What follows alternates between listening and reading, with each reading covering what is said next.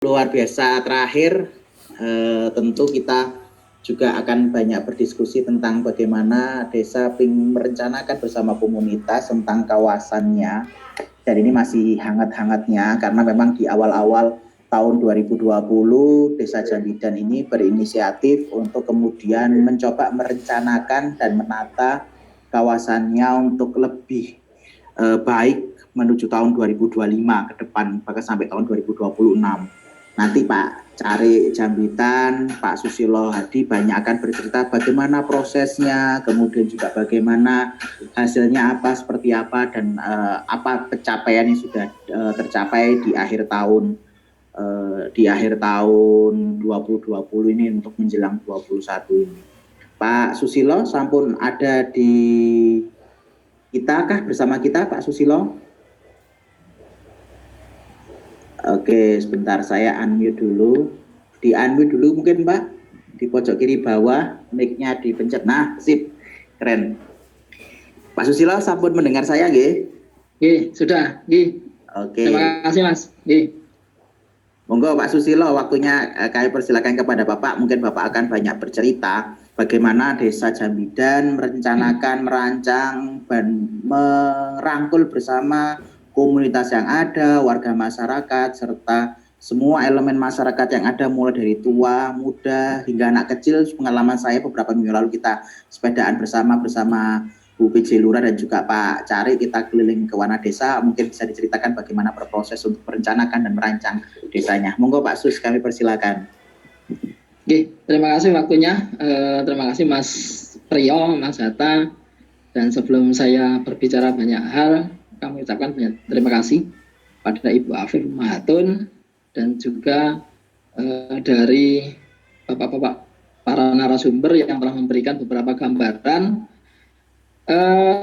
Sebelum saya mungkin untuk berbicara banyak hal, saya perlu juga untuk menyampaikan beberapa permasalahan dan juga konsep kenapa arahnya itu kita harus adanya master plan, baik itu di tingkat desa maupun di tingkat perdukuhan. Jadi memang untuk memberikan gambaran kepada masyarakat secara umum tentang persepsi bagaimana arah dari Undang-Undang Desa Nomor 6 2014, kemudian arah dari Permen Desa terkait dengan amanah yang diberikan melalui dana transfer, baik itu dana desa maupun alokasi dana desa, itu akhirnya kami berpikir, karena ketika kita berusaha untuk memberikan penjelasan kemudian terkait dengan anggaran yang ada ketika di Musdes, itu untuk menetapkan skala prioritas itu juga cukup sulit, karena memang rata-rata masyarakatnya masih berpikir itu semacam usulan, tapi untuk output sasarannya itu belum dipertimbangkan secara matang, artinya baru sebatas kepada keinginan. Nah, ketika penganggaran itu untuk mengalihkan dari skala prioritas berdasarkan keinginan untuk menjadi skala kebutuhan yang jangka panjang, itu cukup berat, dan itu perlu kenapa kita sampai menggandeng beberapa kelembagaan yang menurut kami itu sangat mendukung sekali adanya kelembagaan-kelembagaan yang di tingkat desa itu. Karena kelembagaan desa itu merupakan kaki penopang sebuah bangunan ketika kita ingin membangun desa yang lebih baik maupun untuk desa yang mandiri.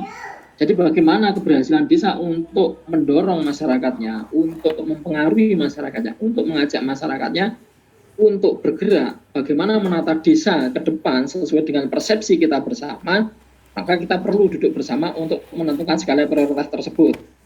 Karena kami melihat bahwa potensi yang ada di Desa Jambidan itu sangat banyak sekali, baik itu di tingkat desa maupun di tingkat perdukuhannya. Nah, itu berawal dari untuk penataan master plan kawasan Wana Desa, yang sebetulnya itu awal, itu kita untuk penganggaran itu juga cukup sulit, karena memang kita belum pernah ada gambaran bagaimana menata kawasan Wana Desa itu sendiri, yang awalnya Wana Desa itu adalah konservasi lingkungan dari Dinas Kehutanan dan Dinas Kehutanan dan Pertanian. Artinya itu awal untuk bagaimana memperbaiki kualitas udara yang ada di wilayah Desa Jambidan khususnya, terutama untuk menyangga kebutuhan udara bersih di tingkat provinsi. Nah, karena kita banyak potensi itu akhirnya untuk lebih pembangunan itu lebih terarah, terstruktur, kemudian untuk mengetahui kapan target itu bisa tercapai, kemudian untuk mengembangkan seperti apa, akhirnya kita membuat master plan untuk menata kawasan Wana Desa itu. Di situ kita banyak sekali potensi sebenarnya, dari potensi alamnya, kemudian dari potensi budayanya, kemudian dari majemuk masyarakatnya itu cukup menjadi daya tarik tersendiri. Jadi di kawasan Wana Desa itu kita berdampingan dengan Kecamatan Barat maupun Desa Bauran dan Desa Sitimulyo. Jadi di bantaran Sungai Opak itu ada 2 pedukuhan di wilayah kami. Yang pertama adalah Pedukuhan Combongan dan yang kedua di Pedukuhan Pamotan. Dan semua punya sumber potensi itu, alamnya ada. Kemudian kemajemukan masyarakatnya juga ada. Nah, kenapa yang di kawasan Wana Desa ini menjadi salah satu daya tarik tersendiri? Di situ ada satu cagar budaya yang itu ditetapkan oleh pemerintah provinsi, itu Rumah Joglo, itu di tempatnya Bapak Sudirman. Nah, itu menjadi cagar budaya yang dibiayai dari dana keistimewaan. Kemudian kebudayaan di Desa Kunden yang berlokasi untuk Wana Desa itu cukup budayanya sangat kental sekali, baik itu bangunan-bangunan joglonya cukup masih dipertahankan, kemudian adat istiadatnya terkait dengan merti dusun atau yang dulu disebut majemuk biasanya itu juga masih berjalan sampai sekarang. Artinya itu menjadi salah satu objek unggulan untuk diberdayakan, menjadi salah satu potensi yang bisa menopang ataupun untuk mendukung pendapatan asli desa ke depan. Nah, salah satu potensi yang cukup berkembang di situ yang menjadi daya tarik tersendiri ketika itu kita tawarkan, di situ ada kawasan bukit, kemudian ada kawasan bantaran sungai, kemudian itu berada di jalur alternatif untuk menghubungkan antar kabupaten maupun antar kota. Yang salah satu menjadi lalu lintas alternatif dari bandaranya ke kota-kota besar lainnya di wilayah Jawa Tengah, baik itu Solo, Klaten, dan seterusnya. Nah, kemudian di wilayah itu yang kita miliki adalah banyak sekali aset-aset desa yang belum kita manfaatkan secara maksimal. Karena di situ banyak sekali aset pertanian yang itu menjadi ranahnya aset desa, karena bagian dari tanah kas itu belum dikembangkan secara maksimal dan itu bisa menjadi kawasan penyangga untuk program utama Wana Desa tersebut. Nah, kemudian ini ternyata program ini sangat didukung sekali baik dari kelembagaan maupun dari pemerintahan dan masyarakatnya. Artinya dari itu kemudian muncul bagaimana kita untuk menata master plan desa secara keseluruhan yang berbasis pada pedukuhan. Artinya kita ingin mengembangkan desa itu berbasis pedukuhan, dan pedukuhan itu punya potensi masing-masing berdasarkan sumber daya manusianya, kemudian karakter budaya kulturalnya, kemudian potensi pertaniannya, kemudian bagaimana kelembagaan itu kita dorong untuk menjadi mitra dan juga untuk jembatan bagaimana membangun desa ke depan untuk mencapai desa jaminan yang mandiri. Jadi memang banyak sekali diskusi-diskusi yang kita lakukan. Ya tadi kita sepakat seperti yang disampaikan di puncak sosok dari Mas Umam tadi, memang kita lebih banyak pada ngobrol dan di situ muncul ide-ide banyak hal dan itu akhirnya ada persamaan persepsi bagaimana membangun desa ke depan. Nah, harapannya ini kelembagaan desa ini menjadi salah satu penopang dan penggerak bagaimana masyarakat itu bisa berdaya, baik itu daya ekonominya maupun daya sosialnya maupun daya manusianya. Bagaimana kita menata itu secara bersama-sama. Artinya ketika kita sudah mempunyai persepsi yang sama, mimpi kita bersama, bagaimana kita merangkai mimpi-mimpi itu supaya itu kita tuangkan dalam master plan itu sehingga arah dari pembangunan desa itu kita akan refocusing pada kegiatan masing-masing pedukuhan maupun kegiatan di desa. Kita tidak lagi berbicara pada ego sektoral di tingkat RT maupun di tingkat kampung.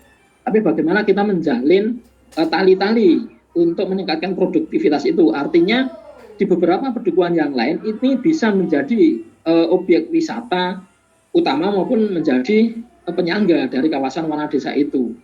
Karena dengan keanekaragaman budaya maupun kultural manusianya ini bisa untuk berkembang ke arah itu. Jadi memang penataan ini harapannya ini menjadi salah satu ide tatanan yang menjadi pegangan kita ke depan untuk merencanakan visi misi. Siapapun nanti lurahnya ke depan itu bisa mengambil dari master plan tersebut untuk menjadikan satu tujuan. Artinya dari sektor apapun itu kita akan membangun itu secara berkelanjutan. Kita tidak lagi berbicara pada itu masing-masing RT maupun di tingkat kampung. Kita bagaimana membangun, menata ekonomi, menata kawasan di wilayah pedukuhannya masing-masing dalam rangka untuk meningkatkan kesejahteraan masyarakatnya melalui pemberdayaan bekerja bersama antara masyarakat dan pemerintah melalui kelembagaan itu.